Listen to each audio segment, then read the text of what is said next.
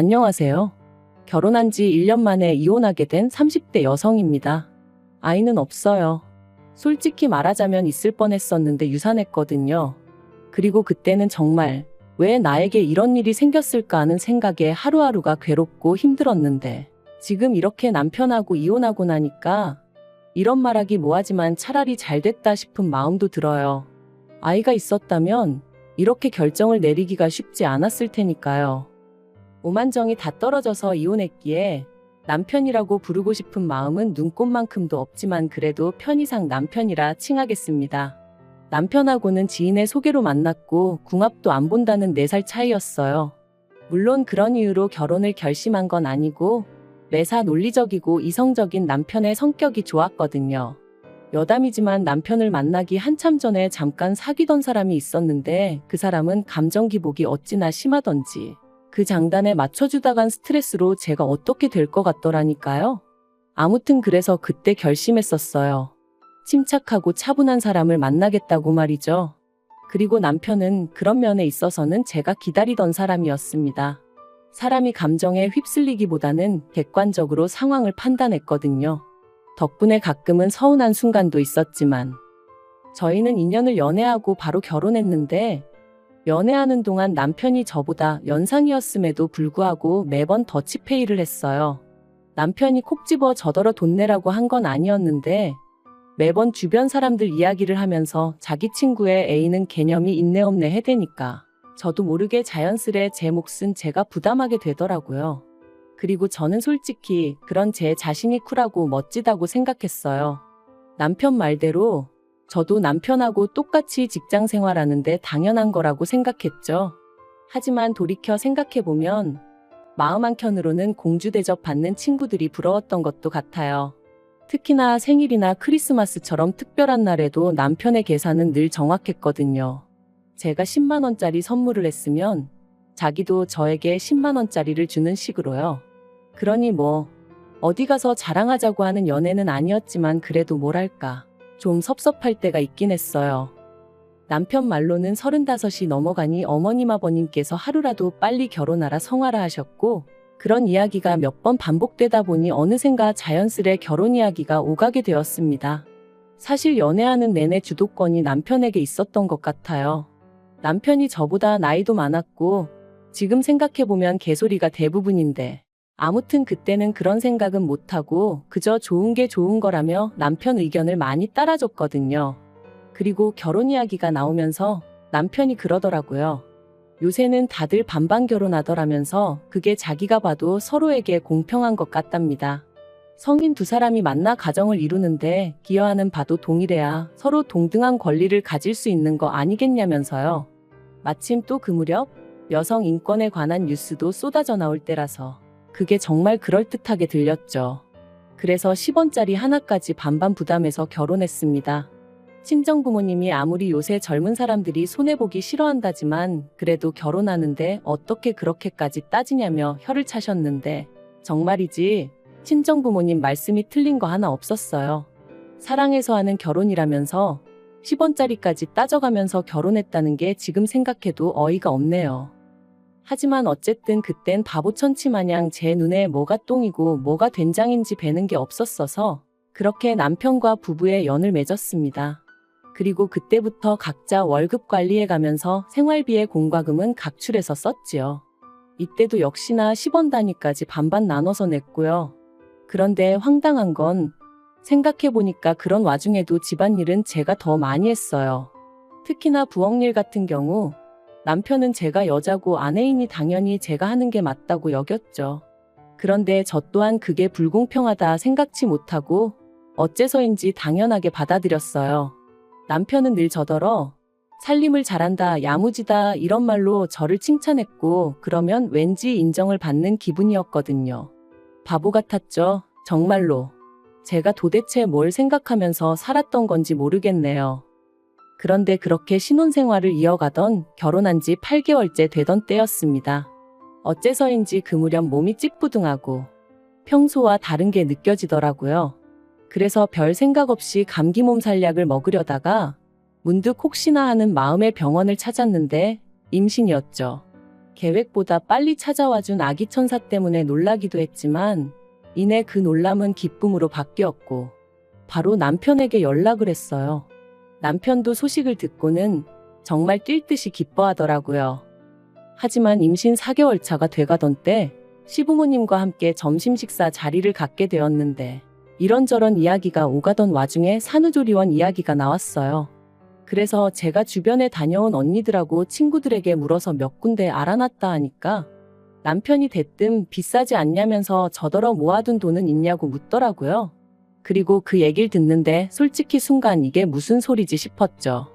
그래서 산후조리원비를 내가 내라는 거냐니까 산후조리원은 선택이지 필수가 아니잖아 그러더라고요. 지구상 모든 여자들이 출산하고 산후조리원에 가는 건 아닌데 한국 여자들만 유독 유난스럽다면서요. 그러면서 저더러 제 돈 내고 갔다 온다 하면 그건 뭐라 안 하겠는데 대신 다녀와서는 집안 청소도 2주 동안 제가 해야 된답니다. 제가 집을 비운 동안은 자기가 다 해야 한다면서 말해요. 그리고 그런 이야기가 오가는 동안 시부모님이 보이신 반응도 어이가 없었습니다. 솔직히 다른 사람들 말이 아이를 가지면 산후조리원 비용 정도는 시댁에서 지원해 주시는 일도 있다던데 저희 시부모님은 산후조리원비를 아내더러 내라는 한심한 당신들의 아들을 보고도 웃기만 하실 뿐 하다못해 말이라도 왜 그러냐 그런 소리 좀 하지 마라 뭐 그런 말씀 한마디조차 없으셨거든요. 그래서 결국 참다 못한 제가 시부모님더러 오빠가 너무하지 않냐고 투덜거리니 기껏 하신다는 말씀이 저희 남편 성격이 원래 똑부러지지 않냐면서 당신들 아들이지만 틀린 말은 안 한답니다. 그러니 거기다 대고 제가 무슨 말을 더 하고 싶었겠어요? 그리고 한편 조심한다고 조심하고 티를 안 내려고 무척이나 애를 썼는데 결국엔 회사에서 제 임신 사실을 알아버렸습니다. 사실 제가 다니던 회사는 직원 수가 10명 남짓이다 보니 솔직히 출산휴가니 육아휴직이니 이런 건 그림의 떡이나 마찬가지였거든요. 그래서 결국 임신 사실 확인하고 한 달도 채 되지 않아서 쫓겨나듯 회사에서 나와야만 했어요. 여담이지만 사장아들이 대표 자리를 차지하고 난 이후로는 모든 게 빡빡해진 상황이었다 보니 어디 하소연할 곳도 마땅치 않았고요. 노무사를 통해 법적으로 다퉈보라는 조언도 받았지만 거기서 받을 스트레스를 생각하니 뱃속의 아이도 걱정이 되어서 여러 가지로 엄두가 나질 않았던 게 사실이에요. 하지만 그러면 뭘 하나요? 어이없게도 퇴사하고 얼마 지나지 않아 아이마저 저를 떠났는걸요. 그리고 이로 인해 저는 완전히 무너졌습니다. 남편은 아이는 또 가지면 된다 했지만 딱히 위로처럼 들리지는 않았죠. 아무튼 제가 남편더러 당분간은 좀 쉬어야겠다 했어요. 직장을 다시 구하는 건 그래도 그동안 제 경력이 있고 하니 걱정할 바가 아니었으나 건강이나 감정적인 건 어떻게든 좀 추스려 놓지 않으면 안 되겠다 싶었거든요. 그랬더니 남편이 그런 건 뭐 저 알아서 하라더니 정말 일주일도 안 돼서 자기가 도맡았던 집안일을 손에서 딱 놔버리대요. 자기는 회사 일 하는 것만으로도 힘들다면서. 그런데 그런 남편한테 좀 서운하면서도 어째서인지 그게 당연하게 느껴지더라고요. 남편이 외버리니까 제가 집안일을 해야 한다고요. 하지만 그렇게 지낸 지 한 달쯤 됐나 남편이 저더러 왜 생활비를 안 내놓냐는 거예요. 그래서 제가 난 직장을 안 다니지 않냐니까. 그래도 처음부터 반반 결혼했으니 제 몫은 제가 스스로 책임져야 하는 거 아니냐면서 저더러 모아둔 돈으로 뭐 할 거냐고 이럴 때 쓰는 거라나요? 그리고 저는 뭔가 찜찜한 기분을 지울 수가 없었습니다. 따지고 보면 자기는 바깥일 한다고 그래서 제가 집안일을 다 도맡게 된 건데 그렇다고 제가 집안일 한 거에 대해서 누가 월급 주는 건 아니잖아요. 그런데 생활비까지 내놓으라니 뭔가 단단히 이상하단 생각이 들었죠. 하지만 왠지 치사하기도 했고 당시 제 자존감이라고 해야 하나 그런 게 완전히 바닥을 치고 있었거든요. 내가 왜 이러고 살지? 이렇게 사는 게 무슨 의미가 있지? 그런 생각이 들 정도로요. 아마 지금 생각해보니 우울증 초기였지 않았나 싶네요. 아무튼 그렇다 보니 바보같이 따지고 들지를 못했어요. 말로는 치사하고 더러워서 주고 만다 했지만 실은 어쨌든 직장에서 잘린 건 저고 그런 제 자신이 초라해서 견딜 수가 없었거든요. 그런데 그런 와중에 괜히 남편하고 말싸움이라도 했다가 남편이 저를 무시하는 말을 하기라도 하면 제가 견뎌낼 수 있을 것 같지도 않았고요. 그런데 제가 가만히 있으니 정말 무슨 가만히로 보이기라도 했던 건지 이혼을 결심하게 된 결정적인 사건이 있었습니다. 저는 하루에 보통 2끼를 먹어요. 아침은 원래 직장 다닐 때도 안 먹었고, 점심은 도시락으로, 저녁은 집에서 남편이랑 먹었죠. 그런데 직장을 나온 이후로는 점심도 집에서 혼자 먹어야 되니까 별로 입맛이 없더라고요. 그래서 보통 간단한 스낵으로 허기만 달래는 시기였어요. 그리고 덧붙이자면 이 간단한 스낵은 전부 다 순수한 제 돈으로 샀습니다. 남편이 저더러 네가 어린애도 아니고 이런 걸 뭐하러 사 먹냐며 결혼 초부터 어찌나 눈치를 주던지 생활비로 사는 게 아까워서 그러는 것 같았죠. 그래서 그때부턴 과자 같은 건 그냥 제 돈으로 사 먹는 게 습관이 돼버렸네요. 그리고 그날도 점심은 쿠키 몇 조각으로 때웠더니 오후 5시 좀 넘어가니까 배가 고프더라고요. 그래서 저녁엔 꼭 밥을 먹어야지 하고 남편을 기다리고 있었는데 남편이 떡볶이가 먹고 싶다며 좀 만들어 두라는 거예요. 자기 와이프가 매번 점심은 간단히 때우는 걸 알면서 굳이 분식을 먹자는 건지 이게 별거 아닌 것 같지만 제가 정말 예민하던 시기였어요. 그렇다 보니 이런 것도 좀 서운하긴 하더라고요. 하지만 하늘에 맹세코 티는 안 냈습니다. 알겠다고 하고 안에다 떡이랑 라면이랑 그런 걸 많이 넣어서 끓여야겠다 뭐 그렇게만 생각했죠. 남편은 7시가 되어서야 도착했고 그런 남편에게 제가 너무 배가 고프니까 먼저 먹고 씻으면 안 되냐 물었어요. 그랬더니 남편이 자기가 뭐 찝찝해서 그렇다며 저더러 먼저 먹고 있으라대요. 이미 라면 사리도 넣었지. 남편 기다리다간 뿔게 생겨서 알겠다 하고 라면 사리만 먼저 좀 건져 먹었네요. 그런데 얼마 후 화장실에서 샤워를 마치고 나온 남편이 식탁에 앉아있는 저를 보더니 진짜 먼저 먹었냐는 거예요. 그래서 라면 사리만 좀 먹었다니까. 아무리 자기가 먼저 먹으라고 했어도 그렇지. 밖에서 힘들게 일하고 온 사람 김 빠지게 떡볶이도 자기가 먹고 싶다고 한 건데 어떻게 제가 먼저 손을 댈 수 있냐대요. 어이가 없어서. 그런데 남편이 거기서 그치지 않고 수건으로 자기 머리를 털면서 저더러 집에서 놀아도 배는 고픈가 봐 하는데 이건 누가 뭐래도 비아냥거리는 거였죠. 진짜 순간 얼마나 속에서 우라가 치밀던지 식탁 위에 있던 떡볶이 냄비를 그냥 바닥에 엎어버렸어요. 그리고는 다른 집 남자들은 아내가 힘들어하면 먼저 나서서 쉬라고 한다더라. 그리고 친구들하고 밥도 먹고 필요한데 쓰라고 용돈도 준다더라. 그런데 당신은 생활비니 공과금이니 따박따박 받아가면서 나한테 얼마나 대접을 받으려고 드는 거냐? 네가 나한테 해준 게 뭐가 있다고 나를 무시하냐? 정말 미친 듯이 쏘아붙였네요.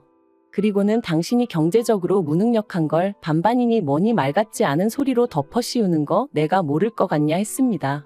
찌질하다고 쪽팔려서 어디다 말도 못하겠다고도 했고요. 그랬더니 남편이 저더러 말 다 했냐며 남들은 남산만하게 배불러서도 회사 생활 잘만 하던데 너는 직장도 잘리고 애도 못 낳지 않았냐며 그런 저보다 자기가 100배 1000배 낫다대요? 그리고 그 소리까지 듣고 나니까 정말 오만정이 다 떨어지더라고요. 그래서 더는 뒤도 안 돌아보고 핸드폰하고 차키만 챙겨서 바로 친정으로 향했습니다. 밤 9시가 다 돼서 시집간 딸이 연락도 없이 친정에 왔으니 친정 부모님이 얼마나 놀라셨겠어요. 저는 그런 친정 부모님 품에 안겨 그동안의 서름을 다 풀어냈고요. 그러자 친정 부모님 2분 다 무슨 그런 자식이 있냐 하시며 가만두지 않겠다고 하시더라고요. 그리고 이튿날이었습니다. 아침부터 현관밖이 소란스러워 내다보니 남편이었어요. 남편이 저를 발견하고는 얘기 좀 하자길래 현관을 열었더니 기껏 한다는 말이 어제 제가 어지른 거 자기가 치우느라 진짜 고생했다면서 자기가 말이 지나쳤다면 미안하지만 저도 그렇게 무식한 행동을 했으니 잘한 건 없답니다. 그리고는 그러니까 지난 밤에 있던 일은 없던 일로 퉁치자대요. 정말이지 이 인간 머리는 폼으로 달고 있나 싶었죠. 사과 같지도 않은 미안하다 한마디 틱 던져놓으면 내가 쪼르르 따라갈 줄 안 건가 싶은 게 그런데 그때 친정아버지께서 달려나와 남편의 멱살을 잡아 현관 밖으로 끌어내셨습니다. 그리고는 지 마누라 하나 먹여 살릴 주제도 못 되는 게 결혼을 왜 하냐고 그렇게 반반이니 나발이니 해댈 거면 그냥 혼자 살라며 욕을 퍼부으시대요. 한 번만 더 내 딸 주변에 얼씬거리면 그때는 이 정도로 끝나지 않을 거라면서 말해요. 그래서 결국 친정부모님의 강력한 지지로 저는 남편과 이혼을 결심했습니다. 솔직히 반반 결혼 생활이 이혼 사유가 될까 싶어 걱정이 많았는데 생각보다 저희와 비슷한 문제로 고민하는 부부들이 많다는 게 좀 충격이었고요. 그래도 뭐 어쨌든 결과적으로는 저한테 도움이 되었죠. 남편하고는 결혼 유지 기간이 짧았기에 위자료 같은 건 받아내지 못했지만 기대도 없었기에 그 부분은 뭐 딱히 실망스럽지도 않아요. 제가 정말 후회되고 속상한 건 단 한 가지, 결혼 전부터 남편이 저를 생각해주는 척하며 어지간히 저란 사람을 제 가치를 후려치고 깎아내리고 있었는데 그걸 진작에 알아채지 못했다는 사실뿐입니다. 남편 같은 사람 때문에 제 인생의 황금기라고 할 수 있는 젊은 날의 한 페이지가 잔뜩 얼룩져 버린 게 너무 속상하고 아깝고요. 하지만 앞으로는 무슨 일이 생기건 간에 무조건 제 자신을 탓하며 살지는 않을 거예요. 이번 일을 통해 제가 누구보다 사랑해야 할 존재는 제 자신이라는 걸 확실히 깨달았으니까요.